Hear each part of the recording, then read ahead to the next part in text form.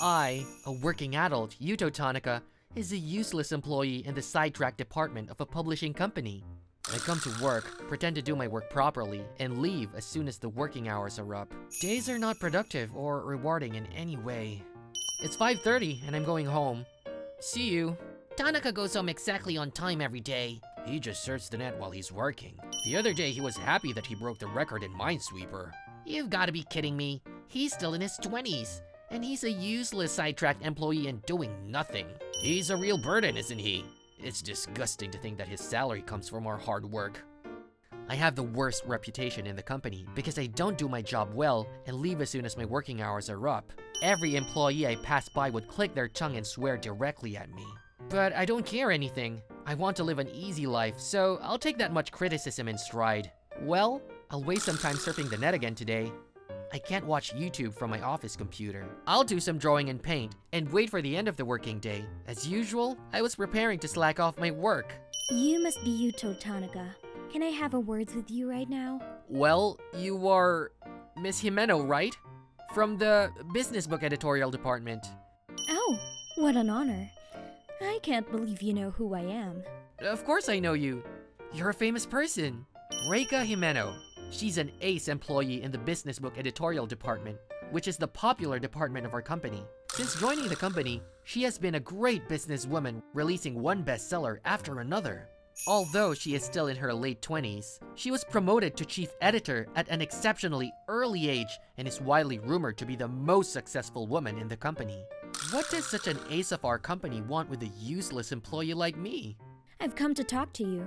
I'd like you to come to my department. I will be in the editorial department? Yes, I'm sure you'll be very successful. You're good at your job, but not so good at jokes. There's no way I'll be able to make it in the business book editorial department, which is the popular department, since I'm already a burden in the sidetrack department. I don't even have experience as an editor to begin with. It'll only bring down the company's performance. That's only if you're really a burden, isn't it? What do you mean? I think Tanaka is just pretending to be a burden. You're trying to make people think you're incompetent, so you don't get the job. You're overestimating me. I'm not such a talented employee. You're just pretending. But isn't it true that you have a brilliant mind? Because you graduated from the University of Tokyo. What? I was very surprised when I heard what Reika said. Why do you know that? I know why you are surprised. You had written another university on your CV. I didn't think anyone could make their CV look low, even if they can embellish it. I was surprised too when I found out. If this fact is leaked to the company, you will definitely be fired. It is a misdeed to make up your career. I see. Are you trying to threaten me? That doesn't sound right. I'm just trying to get competent people to the right place. You're not the right person to be in this department. I got it. If I will be fired, I have no choice but to comply. I appreciate you saying that. I've already spoken to HR. By the way, if you don't deliver a good job, you'll also be fired. It would be a disgrace to my face, since I've forced you to join the team. So, I just have to work hard. The other employees certainly did not welcome me when I was transferred from the sidetrack department to the editorial department. Why is that guy coming to our department? I heard that Miss Himeno sent him. Seriously? I don't know what she is thinking too. I'm going to sit in on a planning meeting for publishing a business book. Each member of the editorial staff was giving a presentation about their next book project. How about you, Tanaka? Do you have any opinions on the current project? Well, let me think. I thought that the target audience was not yet clear in Proposal A. I think he's trying to reach a lot of different audience, and as a result, the core theme is a bit vague. If you want to target housewives, you should focus on something that draws them deeply. If you do that, I think it will be a better project than it is now. Also, I thought that Proposal B was missing the perspective of what's in it for the readers. People nowadays don't have much time anyway. You should compress the number of pages more. Put the argument at the beginning of each chapter so that the content can be read even if the reader skips the pages. It would be better to make it so that people can read it on the train or carry it anywhere. That guy, he says whatever he wants. Don't talk big to me when you don't know anything. You're right, Tanaka. I was thinking exactly the same thing. What? I don't think it would have sold well even if you had published it as is. It's important to be aware of making good products, but if they don't reach the market, there's no point. I think that's what Tonica wanted to convey. Okay. The next day, I was in front of the university laboratory taken by Reika. Why are we here? There is a famous professor who is sure to become a bestseller if you get him to write a book on his field. He's a very stubborn man. He refuses to work with anyone who doesn't share his level of expertise.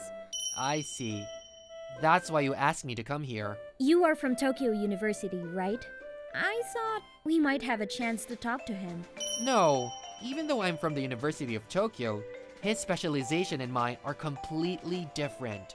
Don't worry. The point is that he's looking to see if you're smart or not.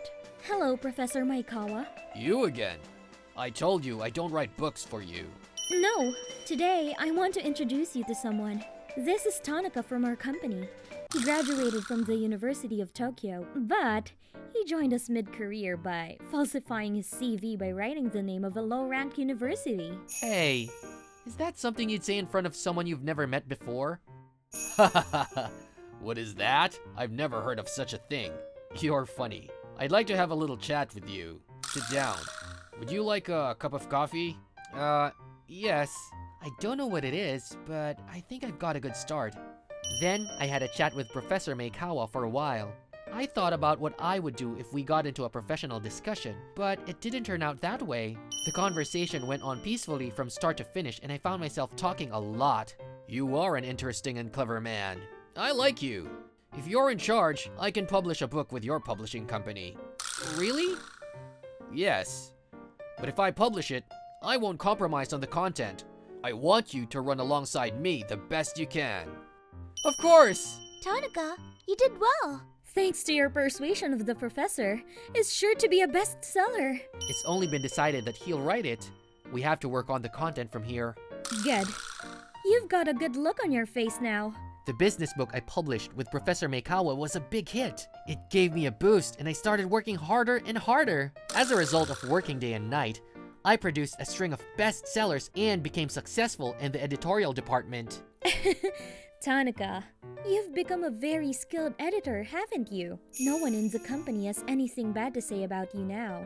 I'm proud of myself for pulling you out of the sidetrack department. I was going to be fired. I had to be desperate. But with all your abilities, why did you pretend to be incompetent? That's... I'm sorry. If it's something you don't want to talk about, I won't force you to. We're out of office hours. You and I don't have to be in a boss-subordinate relationship now. I'm sure I was just being a jerk. I was normal in the company I was in before. I was kinda good at my job. But the people around me were jealous of me and pushed me to do lots of work. They thought that because I was at Tokyo University, I must be able to do everything well. They kept pushing me, and I had to quit the company in the end.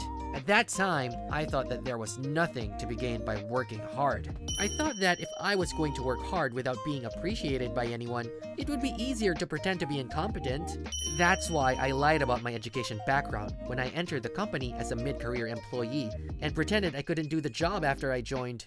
I see. But I'm having fun now. If I work hard, I get good results. And then everyone appreciates me. And I work with a trustworthy boss like Reika. You look very attractive right now when you're working so hard. Hey, if you like, why don't we go have another drink at my place? I'm in the mood for a few more drinks today. Miss Reika, I'd be happy to. I'll stay with you until morning. After that, I continued to work hard for Reika. Unlike my past lethargic self, I was now fulfilled every day. Our rings were shining on our fingers as we went to project meetings. I decided to continue to work hard so that my child can be proud of who will eventually be born.